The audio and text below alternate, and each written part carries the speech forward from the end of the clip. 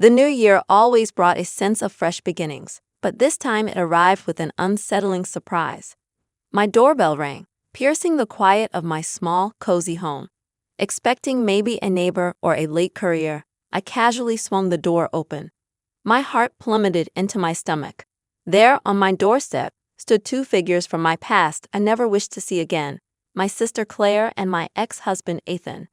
Claire, with her ever-present smug smile, looked almost triumphant standing next to Ethan. His presence was like a reopened wound, his expression a mix of arrogance and false pity. 3 years had passed since I last saw them, and here they were, as if they'd never shattered my world. "Why are you here?" My voice was a shaky whisper, betraying my shock. Claire's laughter was like nails on a chalkboard. "Oh look, Ethan, she's speechless. What's wrong, Anna?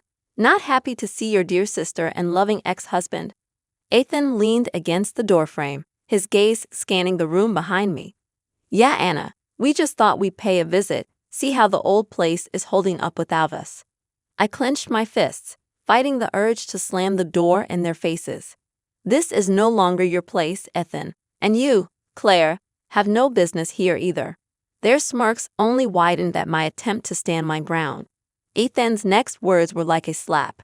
"You know, Anna, I really regret ever tying myself to you.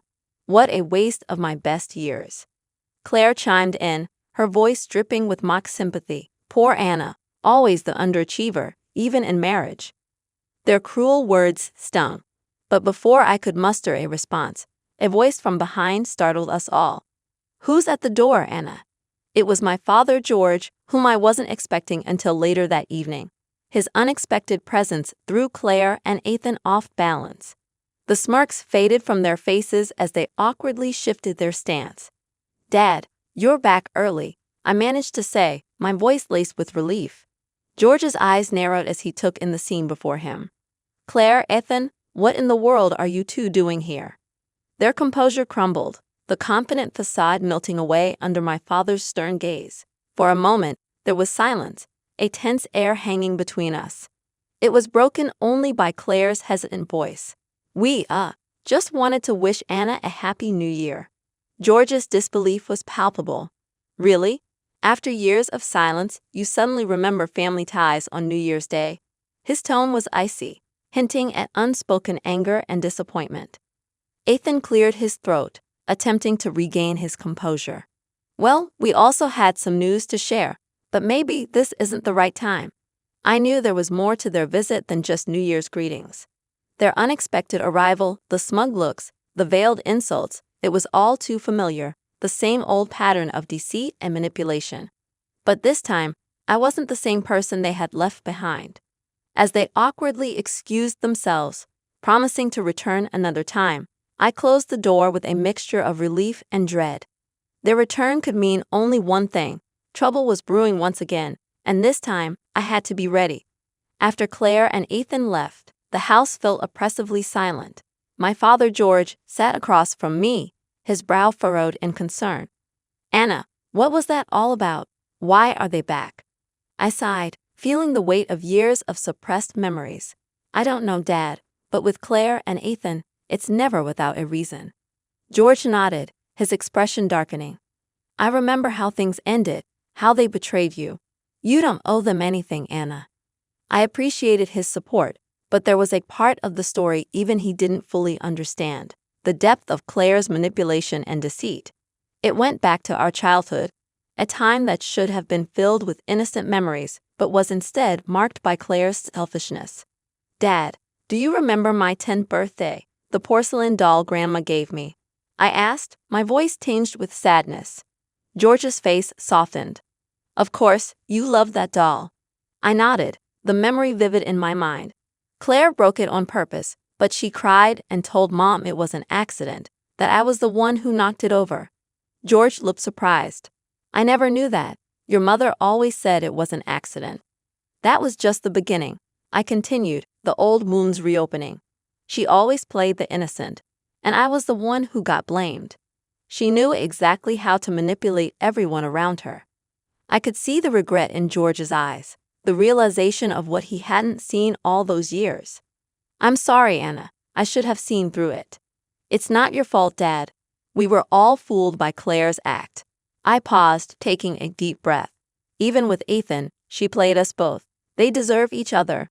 George reached across, taking my hand in a firm, comforting grip. What matters is that you're free from their toxicity now.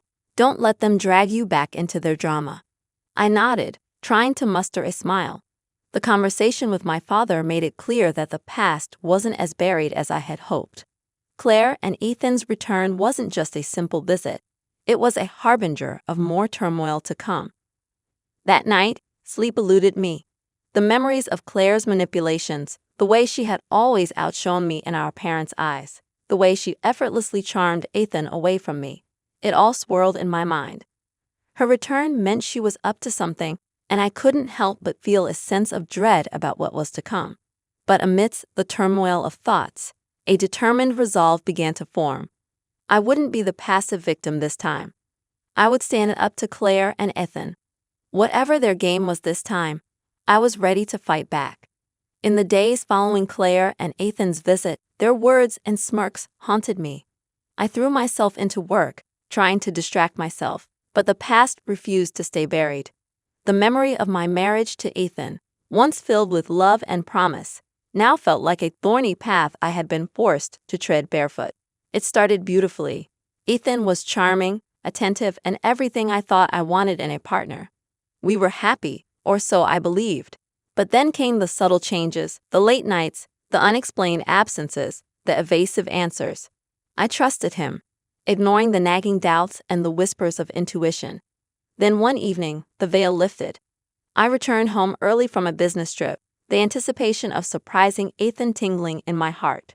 But the surprise was mine. I found Ethan and Claire together, their laughter echoing in our living room. A scene that shattered my world. The confrontation that followed was a blur of tears, accusations, and bitter truths. Claire, with her characteristic lack of remorse, simply shrugged, her words slicing through me. "You were always too busy with your little job, Anna. Ethan needed someone, and I was there. It's not our fault you couldn't keep your husband's interest." Ethan's justification was equally cold. "I thought I loved you, Anna, but Claire, she's different, exciting. You and I were never right for each other." Their betrayal was a double-edged sword, cutting deep into my heart and my trust. The divorce that followed was quick, with Ethan and Claire making no secret of their relationship. I was left to pick up the pieces of my broken life, feeling foolish and betrayed. Now, as I sat in my office, the memories gnawing at my mind, anger bubbled inside me. How dare they walk back into my life after what they did? How dare they think they could just disrupt my peace again? But it was more than anger. It was a burning desire for retribution. I wanted them to feel a fraction of the pain they had caused me. The idea of revenge, once foreign and distasteful, now seemed like the only way to close this painful chapter of my life. I made a decision. I would confront them and demand answers. But this time, I wouldn't be the blindsided, heartbroken wife. I would be strong, unyielding. They had underestimated me once. They won't make the same mistake again. I picked up my phone and dialed Ethan's number. My voice was steady. My resolve was firm. "Ethan, we need to talk. Meet me at the cafe on 5th Street tomorrow at noon." His surprised stammer was a small victory, but it was enough. "Sure, Anna, tomorrow." Then the call ended, and for the first time in days, I felt a sense of control. The game had begun, and this time, I was playing to win. The cafe was bustling with the midday crowd when I arrived. I spotted Ethan seated at a corner table, his posture tense. As I approached, his attempt at a casual smile didn't reach his eyes. "Anna, thanks for coming. I wasn't sure you'd want to see me," he started, his voice laced with faint concern. "I don't," I replied sharply, taking a seat across from him. "But I need answers. Why are you and Claire back in my life?" Ethan shifted uncomfortably. "Look, Anna, things haven't been great for us after we left. We had some tough times." I felt a bitter satisfaction seeing him uneasy. "Tough times? You expect sympathy from me?" No, of course not," he stammered. "It's just that Claire is pregnant. We thought it's time to mend fences, for the sake of family. His words hit me like a cold wave. Claire pregnant? A part of me felt a pang of hurt, but it was quickly overshadowed by skepticism. And you think I would what? Welcome you with open arms? I asked, my voice laced with disbelief. It's not just that, Ethan said, avoiding my gaze. There's the matter of the inheritance, your father's estate. So there it was, the true reason behind their sudden reappearance. It wasn't guilt or a desire for reconciliation, it was greed. You have some nerve, Ethan. You cheat, you leave, and now you come back for money. We just want a chance to start over, to be a family, he pleaded. A family built on lies and deceit, I retorted, my heart racing with anger. Just then, my phone vibrated. It was a message from Claire. We need to talk. Alone. My place tonight. I looked up at Ethan, my decision made. Tell Claire I'll see her tonight, but make no mistake, Ethan. This isn't a family reunion. This is me settling the score. Ethan's face fell, a mixture of surprise and concern etching his features as I stood up to leave. I felt a strange sense of empowerment. For too long, I had been the victim of their selfish actions, but now the tables were turning. I walked out of the cafe, leaving Ethan behind, my mind racing with possibilities. Tonight's meeting with Claire would be more than just a confrontation. It would be the beginning of my revenge, a chance to reclaim my dignity and make them regret ever crossing me. After leaving Ethan at the cafe, a mix of emotions swirled within me. Anger, betrayal, but above all, newfound determination. As I drove home, my mind raced with plans for the evening's confrontation with Claire. I needed to be prepared to stand my ground against her manipulative tactics. As the evening approached, I stood in front of my mirror, steeling myself. The reflection showed a woman changed by adversity, no longer the naive girl who once fell for Ethan's charm or got overshadowed by Claire's deceit. Tonight, I was facing my past, ready to confront and overcome it. Claire's house was a stark contrast to mine, lavish, ostentatious, a testament to her and Ethan's superficial values. I knocked on the door, my heart pounding but my resolve firm. The door swung open, and there she stood, Claire, as poised and arrogant as ever. Anna, come in. I'm glad you could make it. Her tone was condescending, as if she was doing me a favor by allowing me into her home. I stepped inside, my eyes scanning the extravagant decor. So Claire, why am I here? What do you want from me? I asked, cutting to the chase. Claire led me to the living room, her movements graceful yet calculated. I wanted to talk to you, sister to sister. It's been too long, and with the baby coming, I thought it's time we bury the hatchet. I almost laughed at her audacity. Bury the hatchet? After you stole my husband and now come back for my father's inheritance. Claire's expression hardened for a moment before she regained her composure. Anna, let's be practical. Ethan and I need financial stability for our child. Your father's estate can help with that. Her blatant greed was repulsive. You expect me to just hand over what's rightfully mine after everything you've done.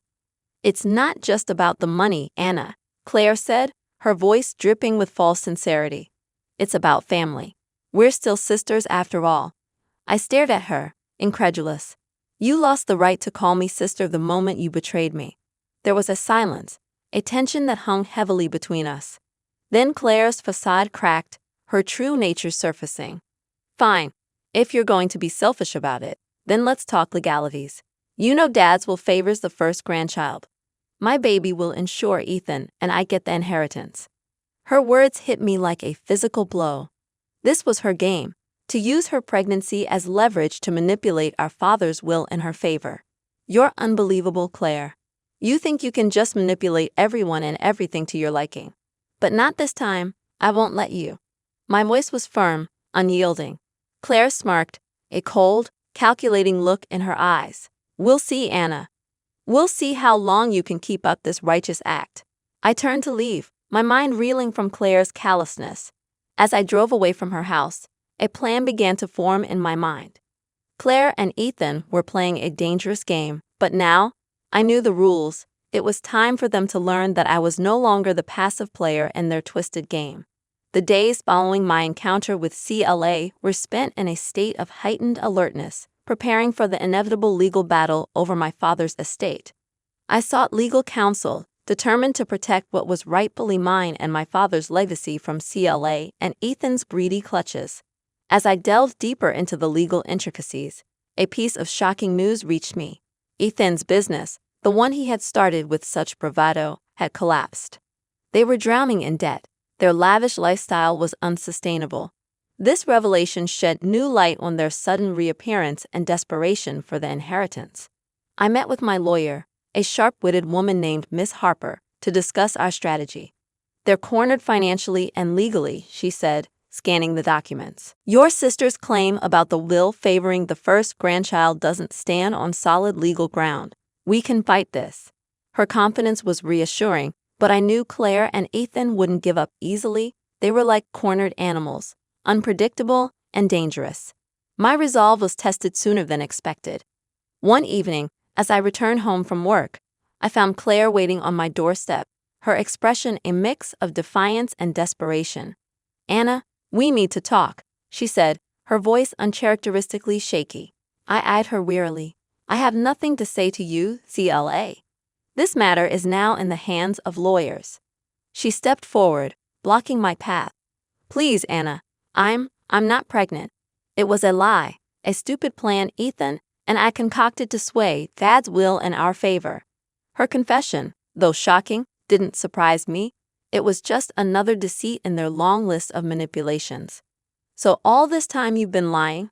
What now, CLA?" Ready to admit defeat, I asked, my voice cold. CLA's eyes welled up with tears, but they didn't move me. "I don't know what to do. Ethan's business is ruined. We're losing everything. I need your help, Anna."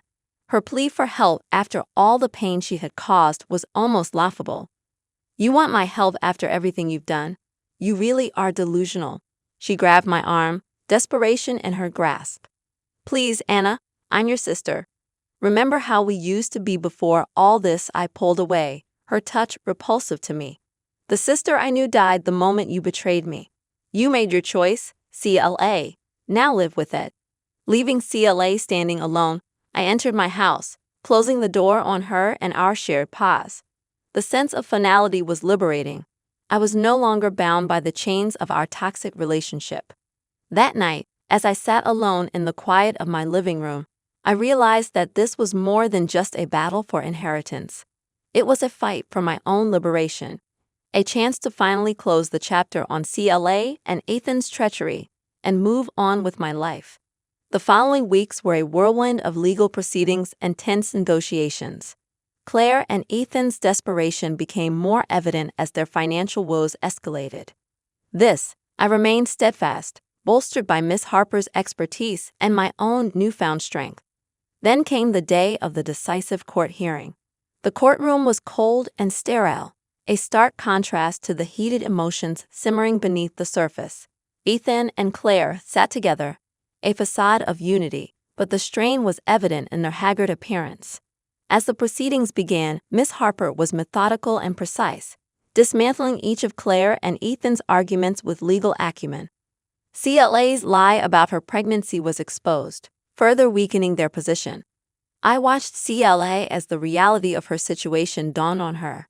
The confident, manipulative sister I once knew was gone, replaced by a shell of her former self, consumed by the consequences of her actions. During a recess, Claire approached me, a plea in her eyes. "Anna, please. I know I don't deserve your mercy, but we're ruined. We have nothing." Her words, once capable of swaying me, now fell on deaf ears. "You brought this on yourselves, CLA. You chose greed and deceit. Now you must face the results." The final judgment was a resounding victory for me. The judge ruled in my favor, ensuring that the inheritance remained rightfully mine. CLA and Ethan left the courtroom defeated, their schemes reduced to ashes. But as I walked out, a sense of closure filled me. This wasn't just a legal victory, it was a personal triumph over the ghosts of my past. Claire and Ethan's downfall was the karmic justice they deserved, but for me, it was a liberation from the chains of betrayal and hurt. In the days that followed, I focused on rebuilding my life, free from the shadows of Claire and Ethan. The wound they left would always be a part of me, but no longer define me. I had emerged stronger, more resilient, and with a clearer understanding of who I was and what I stood for. And so, as I sat in my garden one evening watching the sunset, I realized that true victory wasn't in revenge or the suffering of those who wronged me. It was in the peace and strength I found within myself, the ability to move forward, and the promise of new beginnings.